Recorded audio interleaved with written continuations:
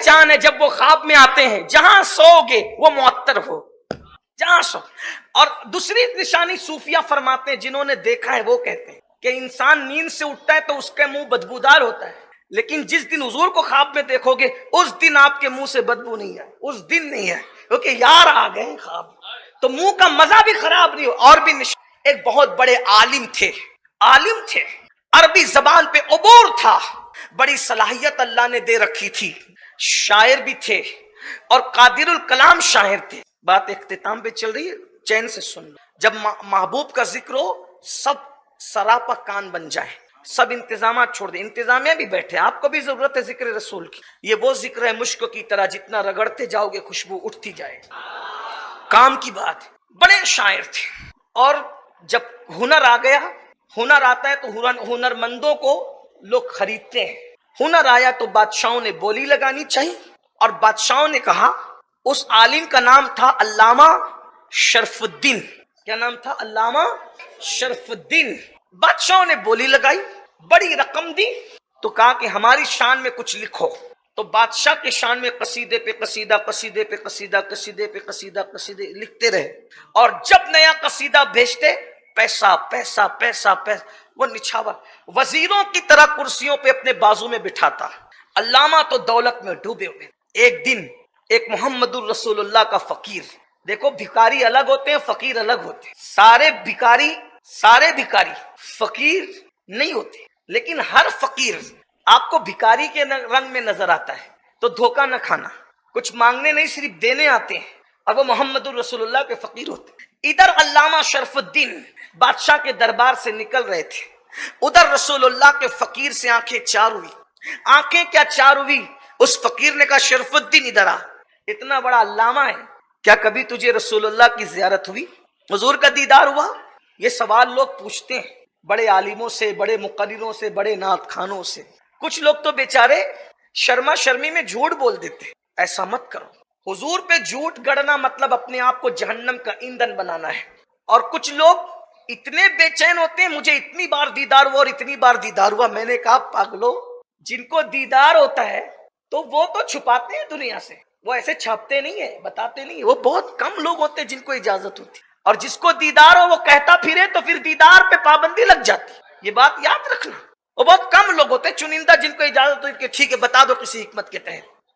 तो अल्लामा शरफुद्दीन से जब उस अल्लाह के बरगजीदा बंदे मोहम्मद रसूलुल्लाह के फकीर ने कहा, शरफुद्दीन इतने बड़े अल्लामा हो, हुजूर का दीदार किया कभी? आंख में आंसू आ गए, एहसास हुआ कि मैं तो हूं अल्लामा लेकिन बहुत दूर हूं हुजूर से। फिर उस फकीर ने कहा, अरे तू उनका दीदार कैसे करेगा, तू तो उनका नाम ही नहीं जपता, उनका नाम ही नहीं लेता, उनके तसव्वुर में नहीं आता, तू तो बादशाह बादशाह बादशाह बादशाह एक ही धुन में रहता है। अरे छोड़ बादशाह को और उस महबूब की तारीफ कर, उनका जिक्र कर, उठते बैठते उनका जिक्र कर, उनकी धुन में लग जा, उनसे इश्क कर, फिर देख कैसे करम होता है। दिल पे बात निकली, दिल से बात निकली, दिल में चुप गई जाकर। अल्लामा शरफुद्दीन ने उसी वक्त फैसला किया कि करोड़ों दौलत से बेहतर हुजूर का कुर्ब है। आज से मेरा कलम किसी की शान नहीं लिखेगा, आज से मेरा कलम सिर्फ आमिना के लाल की शान लिखेगा। बस कलम को वक्फ कर दिया, ज़बान को वक्फ कर दिया जिक्र मुस्तफा के लिए। उठते हैं तो दुरूद व सलाम, बैठते हैं तो दुरूद व सलाम, चलते हैं तो दुरूद व सलाम, लिखते हैं तो हुजूर की मिदहत मिदहत मिदहत मिदहत। तर हो गई ज़बान जिक्र मुस्तफा से, और जब जिक्र ही जिक्र हुआ तो इश्क की पहली निशानी यही है कि जिससे इश्क होता है उसका जिक्र इंसान कसरत से करता है। मेरे भाइयों, इश्क हो जाए तो फिर गीबत जबान पे नहीं आती, इश्क हो जाए तो फिर चुगलियां नहीं होती, इश्क हो जाए तो किसी को गाली नहीं दी जाती, इश्क हो जाए तो इसके उसके में बंदा नहीं रहता, वो तो तन्हाई पसंद बन जाता है, वो तो सबसे कट कर उसी रास्ते की तरफ चला जाता है। अल्लामा शरफुद्दीन बादशाह की तरफ से कारिंदा आया, अल्लामा कोई कमी हो गई वजीफे में, क्यों छोड़ रहे हो? का कोई कमी नहीं हुई, बस दिल किसी से लग गया, जिसके लिए दिल पैदा हुआ था उसी से लग गया। अरे सब कुछ तो उन्हीं का है, پر دل کی اگر پوچھو یہ ٹوٹے ہوئے دل ہی خاص ان کی کمائی ہے. دل ہے وہ دل جو تیری یاد سے معمور رہا، سر ہے وہ سر جو تیرے قدموں پہ قربان گیا، آہ وہ آنکھ کہ ناکام تمنا ہی رہی، ہائے وہ دل جو تیرے در سے پرارمان گیا. جب یہ دو کیفیت پیدا ہوتی ہے تو پھر تیسری منزل یہ آتی ہے، انہیں جانا انہیں مانا، نہ رکھا غیر سے کام، للہ الحمد میں دنیا سے مسلمان گیا.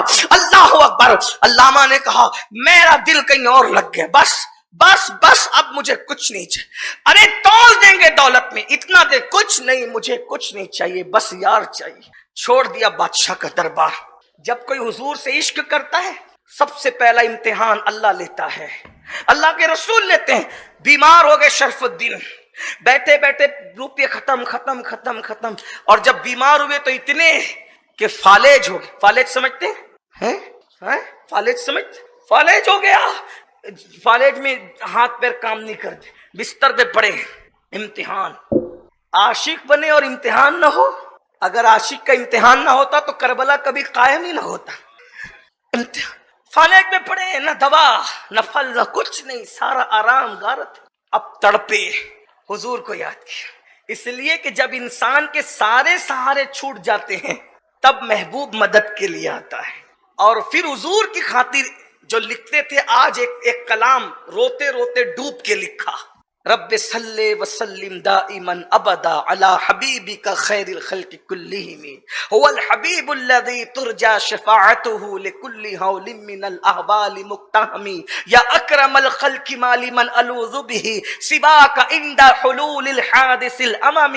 اس طریقے سے لکھتے جا رہے. کئی اشعار لکھے اور پڑھ رہے ہیں، رو رہے ہیں، پڑھ رہے ہیں، رو رہے ہیں. یہ رونا ان کے لیے اتنا قیمتی ہے، کوئی وظیفہ اس رونے کے مقام کو نہیں پہنچ سکتا. ان کے لیے رونا بہت بڑی بات ہے. رو رہے ہیں، لکھ رہے ہیں، پڑھ رہے ہیں، رو رہے ہیں، لکھ رہے ہیں، پڑھ رہے ہیں. اسی حالت میں آنکھ لگ گئی. آنکھ لگی، دل کی آنکھیں بیدار ہو گئی. دیکھا کہ تخت بچھا ہے اور حضور کی جلوہ گری ہے، آقا تشریف فرما ہے.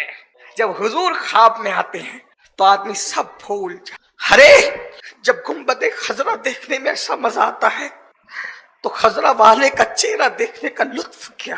وہ کمال حسن حضور ہے کہ کمان نقص جہاں نہیں، یہی پھول خار سے دور ہے، یہی شمع ہے کہ دھواں نہیں. یا رسول اللہ کروں تیرے نام پہ جا فدا، نہ بس ایک جا دو جہاں فدا، دو جہاں سے بھی نہیں جی بھرا، کروں کیا کروڑوں جہاں نہیں. اللہ اکبر. حضور جلوہ گر ہے، محفل سجی ہوئی ہے. آقا فرماتے شرف الدین کھڑے ہو جا، اور جو ابھی رات کو تو نے یہ قصیدہ لکھا نا وہ مجھے پڑھ کے سنا. علامہ شرف الدین نے خواب میں قصیدہ پڑھنا شروع کیا، مولا صلی وسلم دائما ابدا علی حبیبک خیر الخلق. پڑھ رہے ہیں. علامہ شرف الدین کہتے ہیں کہ جب میں نعت پڑھ رہا تھا حضور کی، یہ حضور خوشی سے ایسے جھوم رہے تھے جیسے پھلدار ٹہنی، جو پھلدار ٹہنی ہوتی ہے وہ ہواؤں کے جھونکے سے جیسے جھولتی ہے، حضور ایسے اپنا ذکر سن کر خوش ہو رہے. راجندر نگر اور قرب و جوار سے آنے والوں، حضور آج بھی ایسے ہی تو قبر انور کے اندر اس محفل میں، اس محفل پہ نظر ڈال کر خوش نہ ہو رہے ہوگے؟ خوش نہ ہو رہے ہوگے کہ ان کے دشمنوں کو جواب دیا جا رہا ہے اور گرم و جوشی کے ساتھ ان کا ذکر. اتنی رات کو کوئی اتنا بیدار ہوتا ہو تو بتاؤ. یہ تو دیوانگان محمد الرسول اللہ کی شان ہے. رات بوڑھی ہو رہی ہے، ان کا جذبہ بوڑھا نہیں ہو رہا. شرف الدین کہتے ہیں ایسے جھوم رہے تھے جیسے پھلدار ٹہنی جھومتی ہے. اور جب میں نے قصیدہ مکمل کیا تو میں نے کہا حضور میرے حال پہ رحم کریں. یہ فالج، یہ بیماری. آقا اٹھے اور ان کے وجود پہ ہاتھ پھیر. شرف الدین کہتے ہیں ہاتھ کیا پھیرنا تھا، فالج کا مرض ختم ہو گیا. اور اپنی چادر جو حضور نے پہن رکھی تھی، برد یمنی چادر خواب میں پہن رکھی تھی، وہ اتار کر شرف الدین کو پہنا دیا. اب جیسے ہی اچھے ہو گئے، چادر حضور نے پہنا دی، آنکھ کھلی، خواب ختم. لیکن پورا گھر خوشبو سے معطر. یہ بڑی پہچان ہے جب وہ خواب میں آتے ہیں، جہاں سو گے وہ معطر ہو، جہاں سو.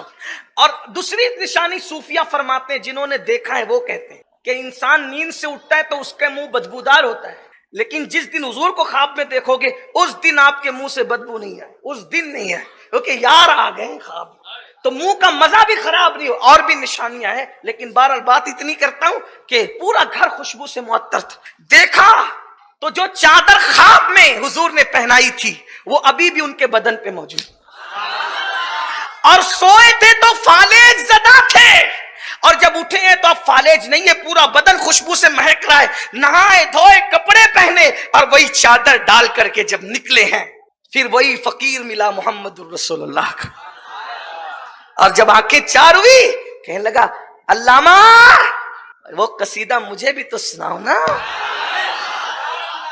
کون سا قصیدہ؟ جس کا مطلع ہے مولا صلی وسلم دائما ابدا علی حبیبک خیر الخلق کلہ، مجھے بھی سناؤ نا۔ انہوں نے کہا علامہ نے رات میں لکھا، کسی کو نہیں سنایا، تجھے کیسے پتا چلا کہ میرے قصیدے کا مطلع یہ ہے؟ مسکرا کے کہتا ہے ارے رات حضور کے دربار میں نہیں سنایا، یہ چادر حضور ہی نے تو پہنائی ہے نا، وہ چادر حضور ہی نے تو تجھے اچھا کیا ہے نا۔ کہا لیکن تمہیں کیسے معلوم؟ کہا تو سوتے سوتے تھا، میں جاگتے جاگتے اس محفل میں۔ سبحان اللہ، سبحان سبحان اللہ، نعرہ تکبیر، نعرہ رسالت، نعرہ رسالت۔ میں اس محفل میں موجود تھا، پتا چلا شرف الدین کا عشق ابھی اتنا ہی تھا کہ خواب میں لے گیا، لیکن وہ رسول اللہ کا فقیر کیسا تھا کہ وہ خواب میں گئے، یہ بیدار جو جس کا جیسا عشق ہوتا ہے اس کو ویسے مقام دیا۔ چھوڑ دو گانوں، چھوڑ دو گناہ کی دنیا کو، آج توبہ کر لو، غزلوں سے، گانوں سے، عورتوں کو پاپ کی نظروں سے دیکھنے سے، داڑیاں منڈا کر گٹروں میں پھینکنے سے، ناجائز اور حرام تعلقات سے، نشے سے، سب سے توبہ کر لو۔ آؤ اگر نشہ کرنا ہے تو ایک ہی نشہ کریں، وہ نشہ عشق مصطفیٰ کا نشہ ہو، وہ شراب ڈرگ ایم ڈی کا نشہ نہیں ہو، بلکہ مصطفیٰ جان رحمت کے عشق کا نشہ ہو، محبت رسول کا نشہ ہو۔ اللہ تعالی ہم سب کو توفیق بخشے۔ دوران گفتگو کوئی غلطی ہو تو اللہ معاف کرے۔ استغفر اللہ ربی من کل ذنب واتوب الیہ۔